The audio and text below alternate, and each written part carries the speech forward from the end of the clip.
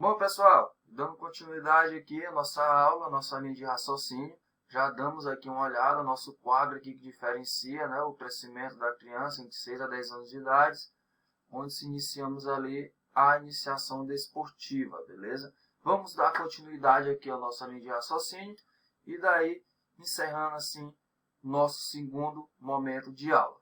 Bom, vamos lá. Pessoal, mais uma coisinha. Fonte, mais uma vez, hein?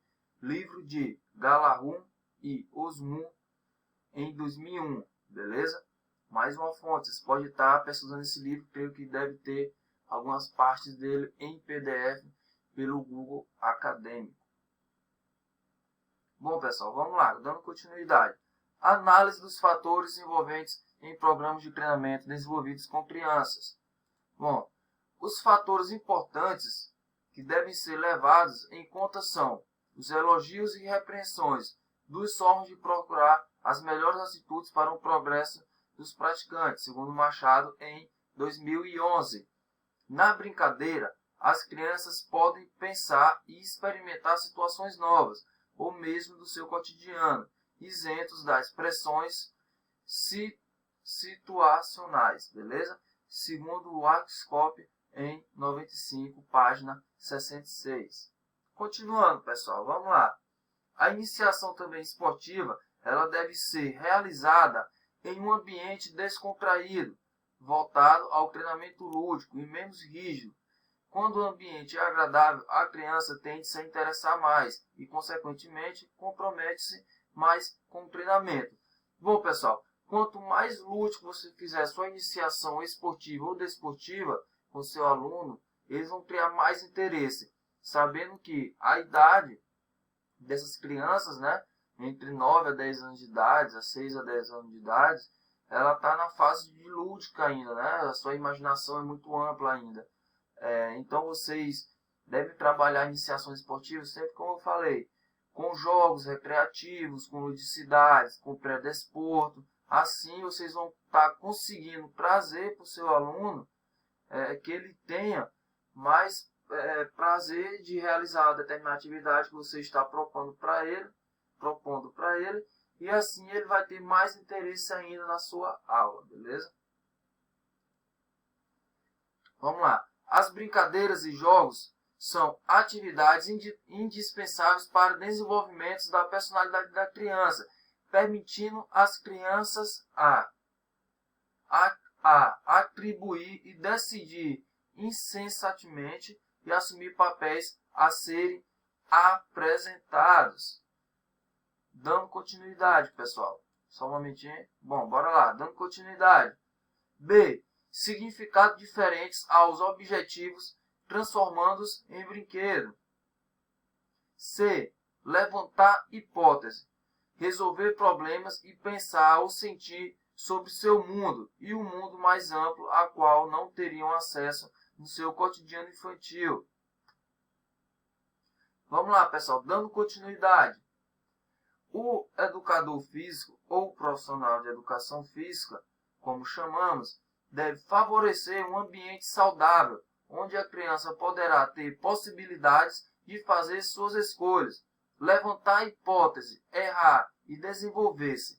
Portanto, deve-se estabelecer vínculo afetivo, de forma com que a criança se sinta segura no ambiente. Em estudos com atletas de elite, verificou os fatores que julgam mais importantes para continuar o atletismo.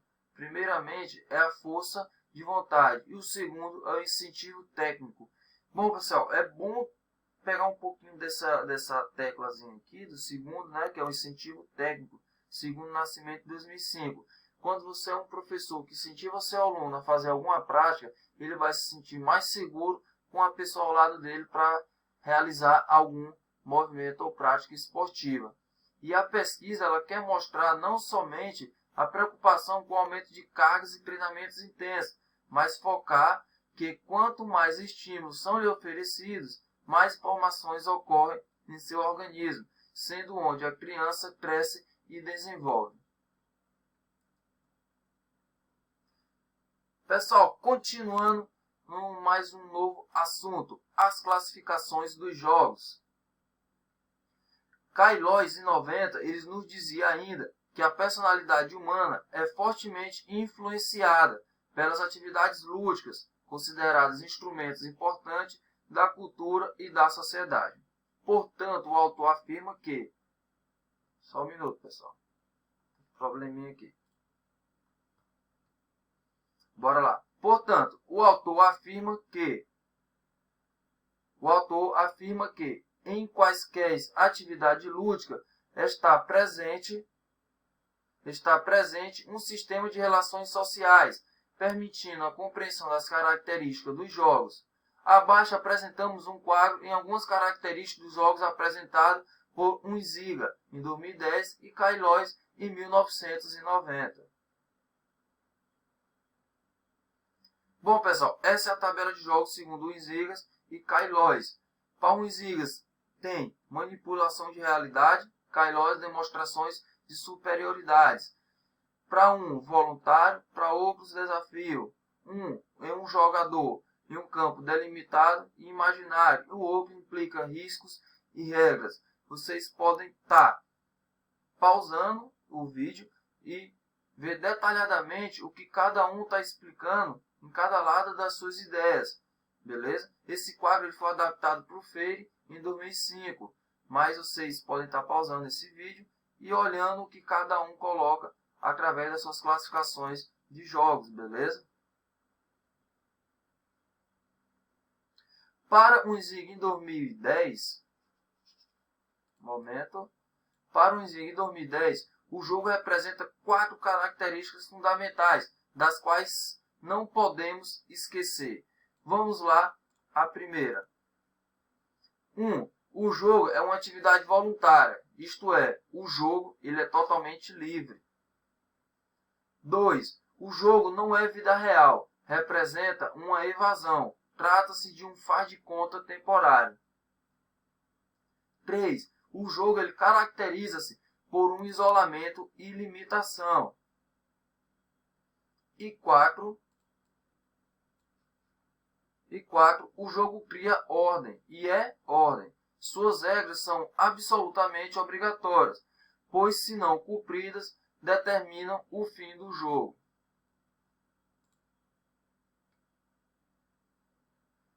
Caillois, em 90, a partir das características apresentadas no quadro, propôs a organização do jogo em 4 categorias diferentes determinadas pela competição, sorte ou interpretação. As categorias propostas são Diagon, Alea, Mimikry e Lynx. A primeira categoria Diagon significa competição, disputa e conflito.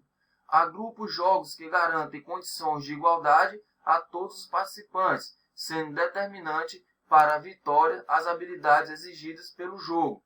Sua origem está nas competições realizadas na Grécia Antiga e, como por exemplo, podemos citar os esportes. Na segunda categoria, Alea tem seu significado relacionado à sorte. É formado pelos jogos que representam oposição aos jogos Agon. Para vencer o adversário, é preciso vencer o destino, que determina a vitória ou a derrota. Nessa categoria de jogo, a habilidade dos jogadores não determina o resultado final, e muitas vezes não são interessantes às crianças, pois seus desafios não podem ser vencidos por suas habilidades. Como, por exemplo, de um jogo praticado pelas crianças, podemos apresentar o Jokenpô.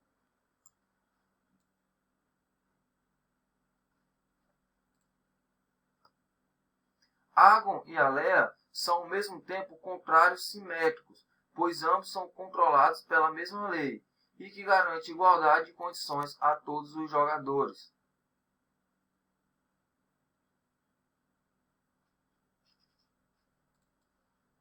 Continuando, pessoal, vamos lá. A terceira categoria, Mimikry, seduz facilmente as crianças, garantindo a sua adesão à aula. É formada pelos jogos de ilusão, relacionada ao mimetismo dos animais, capacidade de se disfarçar para enganar os predadores ou as presas. Nesses jogos, Nesses jogos, os participantes vivenciam situações associadas à imaginação e representam personagens e se apropriam de outras realidades. Esses jogos são facilmente verificados na infância e são os jogos como se faz de conta. Esse tipo de jogo, pessoal, é mais jogos de imitação, essa terceira categoria, beleza? Continuando, vamos lá. Normalmente, nos jogos de Mirmígrio também encontramos características de água. Um exemplo de jogos Mirmígrio é o Acorde do Urso. A quarta e última categoria proposta por Calóis, em 90, é a Lynx, palavra de origem grega que significa turbilhão de água, e é formada pelos jogos que proporcionam a sensação de vertigem. O objetivo desses jogos é quebrar os padrões de estabilidade do corpo humano. Um exemplo para esses jogos podem ser o João do Bobo e o Currupio. Estas 4 categorias podem estar presentes nos jogos de formas individuais ou coletivas, aumentando a complexibilidade das regras e do jogo, ou simplesmente buscando diversão. Segundo o Broto, o jogo é uma oportunidade de nos encontrarmos com os outros, conosco e com o todo, e por essa razão é consequência de nossas ações e reflexões. Os jogos cooperativos reforçam a confiança dos alunos em si mesmo, eliminar o medo e o sentimento de fracasso. Sua principal diferença dos jogos competitivos é que todos os jogadores cooperam e todos ganham durante o final dos jogos. Abaixo, apresentamos uma tabela com as principais características dos dois estilos de jogar. Vamos dar uma conferida aqui, pessoal. Deixa eu levar aqui mais uma vez. Bora lá. Pessoal, jogos competitivos comparativos. Olha o interessante dos jogos cooperativos. São dos competitivos. Jogos divertidos para alguns, cooperativos, todos se divertem. Competitivos, joga-se um contra o outro. E cooperativo, joga-se com o outro. Jogos competitivos, a maioria tem sentimento de derrota e os jogos cooperativos têm sentimento de vitórias. Desculpa. Como vocês podem ver, pessoal, nessa comparação de jogos competitivos e cooperativos, há totalmente uma diferença, né? Por exemplo, as suas características, algumas coisas que são iguais, são características lúdicas, né? Mas, por exemplo, o jogo é impossível, são para poucos, os jogos competitivos são para poucos, como eu citei para vocês, são mais para pessoas realmente que têm uma competição a ganhar, né? Jogos competitivos, como torneios de futsais, campeonatos de futebol, voleibol, dentre outros. E os jogos cooperativos, os jogos são para todos, né? Não tem aquela separação de alunos dentro da sala de aula, beleza? Então, por isso que é tão importante os jogos cooperativos dentro da escola também. Temos jogos competitivos, que é para a iniciação esportiva está levando o aluno.